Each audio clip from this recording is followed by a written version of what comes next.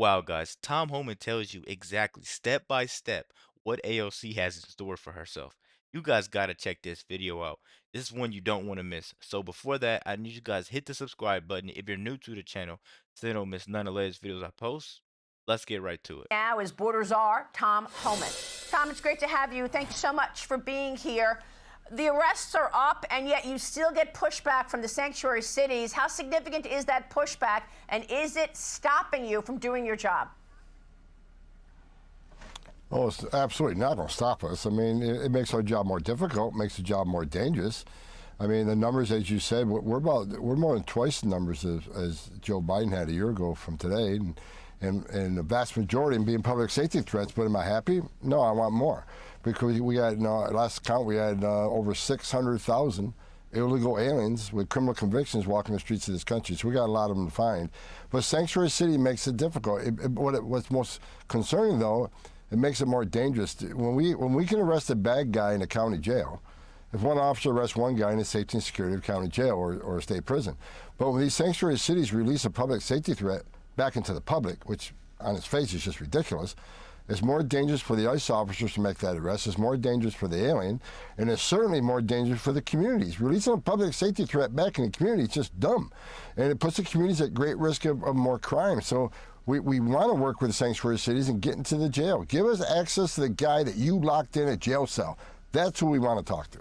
Well, I mean, look, you've got Alexandria Ocasio-Cortez doing webinars to explain to illegal immigrants how to evade ICE arrests, and then she tweeted out after something you said maybe she's going to be in trouble now, and she says maybe he can learn to read the Constitution would be a good place to start. She's continuing her resist efforts against your efforts, Tom.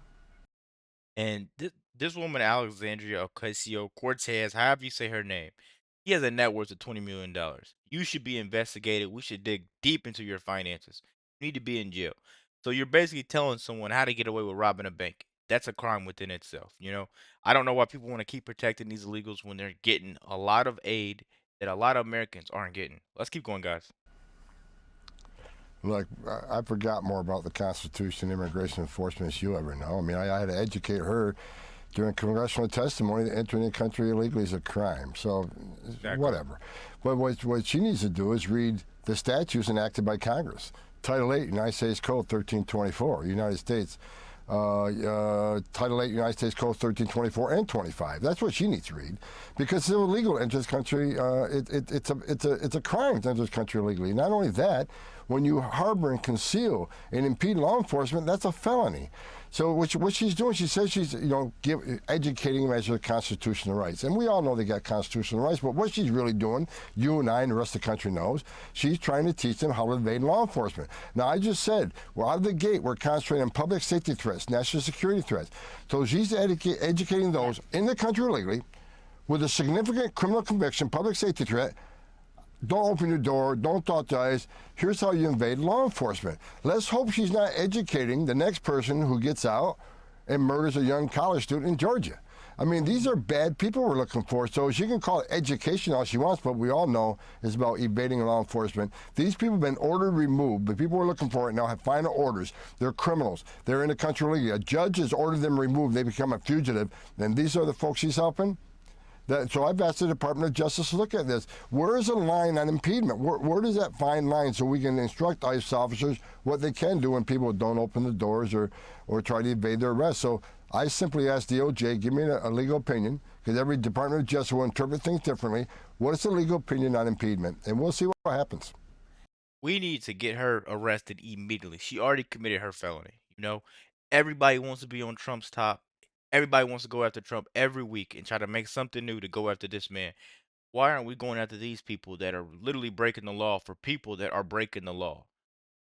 This is crazy. I'm just glad I'm young and I'm gonna live to see this, and I'm gonna be able to tell this story to my children one day. Like, the world changed so quick and so fast, and we had a terrible 4 years. We've seen change in 2 months. You know, I'm glad Americans are finally being put first, guys. Well, let's keep going so we can end this video. Tom Homan has more to say.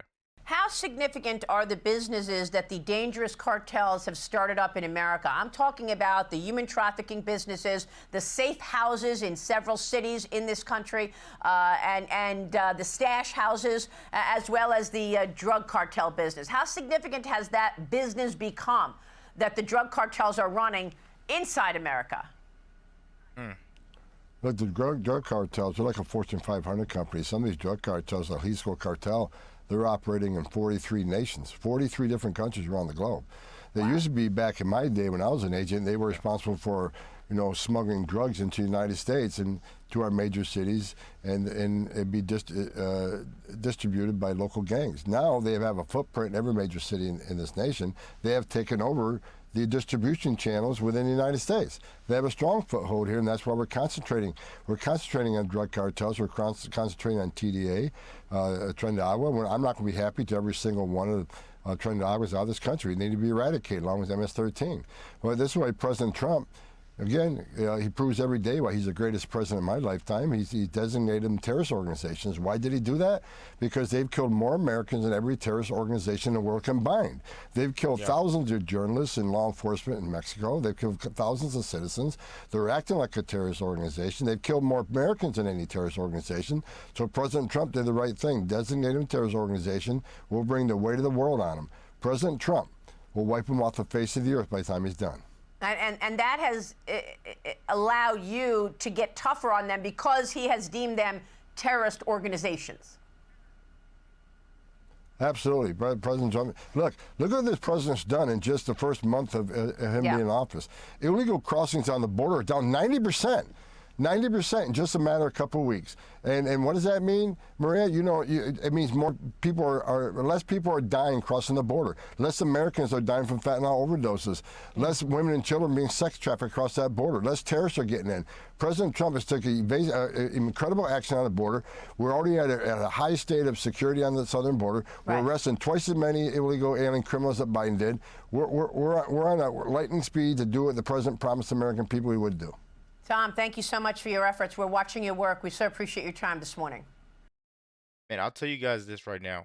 The Democrats do not care about the border being open or being closed. They care about their money. They didn't have a press conference when the Venezuelan gangs were taking over apartments in Colorado. They didn't have a press conference when $8 billion worth of military grade equipment was left to the Taliban.